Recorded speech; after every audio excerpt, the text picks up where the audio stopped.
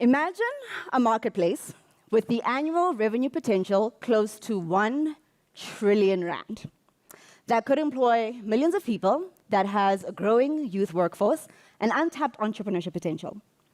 What if I told you this market already exists? It's just not where you think in the form that you would expect. And for us to tap into the gold that is there, we need VCs and angel investors to rethink their focus. Let's talk Kasi Gold. The last 130 years brought labor into the city, which became the communities that we see today that are our townships, Ekasi. There are over 500 townships, and with a country population of 60 million people, a quarter of those individuals live in 72 of the largest townships. This is Alex. And the skyscrapers you see in the distance is Sandton, the richest square mile in Africa.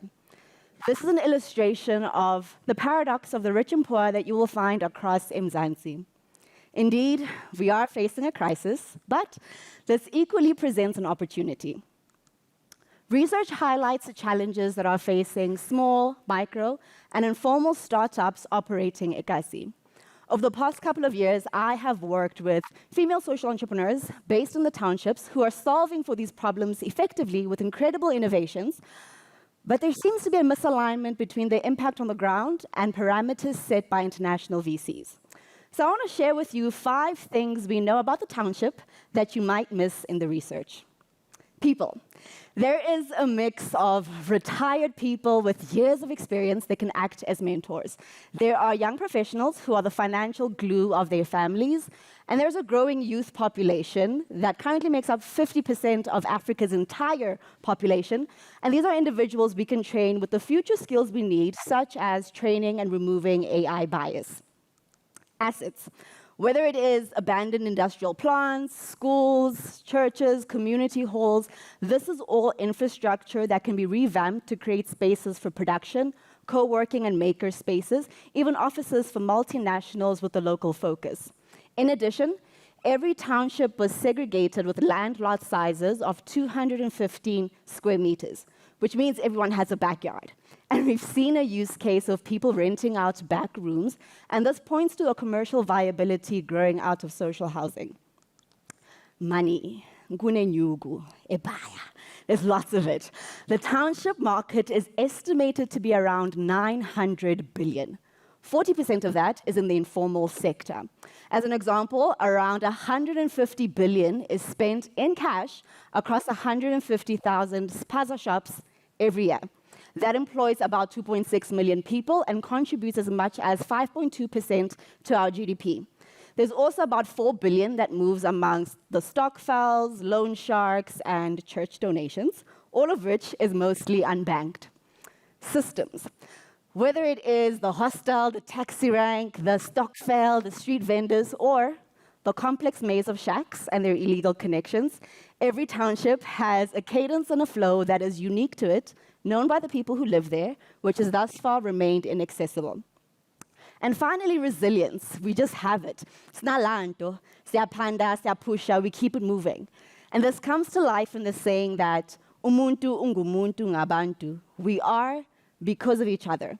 And you see this in our community connections. And if you want to talk about 10,000 hours of experience, we have that in problem solving from a young age growing up Ekasi. Now, all of these things are components that investors are looking for. And with the right support and funding, this ecosystem can thrive. We need investors to look at patient capital with adjusted risk profiles and expectations for lower multiples of return.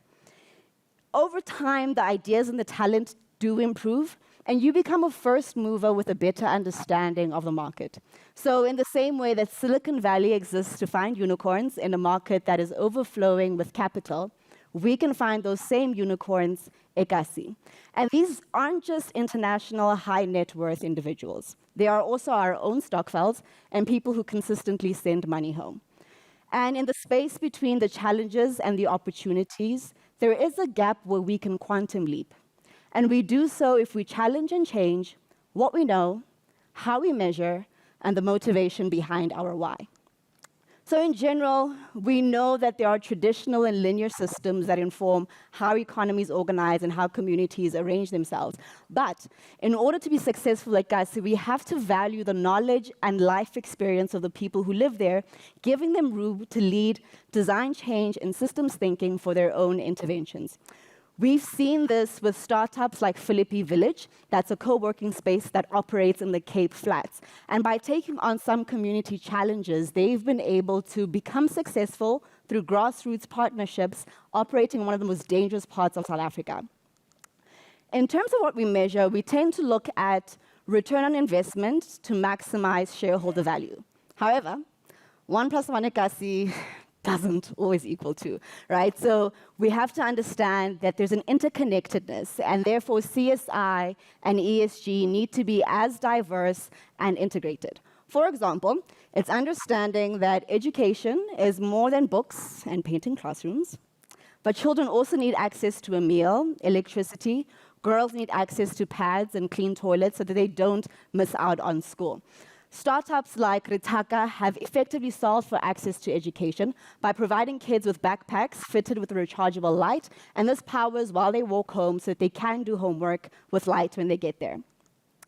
And finally, our why. It has to be a multi-pronged, interconnected, ecosystem-focused approach that solves first for the benefit of the people at Kasi and second for those on the outside. And if we raise the base level, then everybody wins.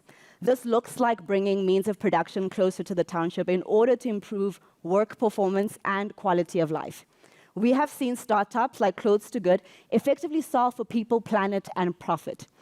They close the loop by recycling from retail and the public, selling to micro businesses that are led by mothers of children with disabilities. They upcycle into toys for ECD kids and downcycle into insulation or mulch to support various outreach programs.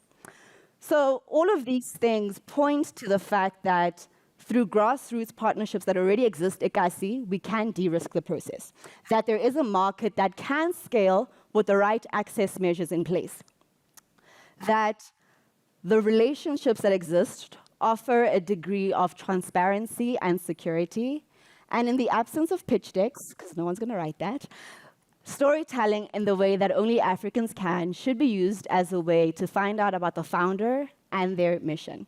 And finally, the human capital, the talent, and the ideas nascent at Kasi are the gold. So you might be thinking, these aren't necessarily radical ideas, and solving for the township is not your problem. Sure, but there is about 1 trillion that's untapped. So I ask you the same question that was posed to us by Kwaito philosopher uMandoza. Uzoyithola kanjani uhleli khoneni? For us to mine the purest gold, it needs all of us. Minds together, sleeves raised, egos aside, and pockets ready to support. And if we get this right, history will speak of us and how we struck gold. Thank you.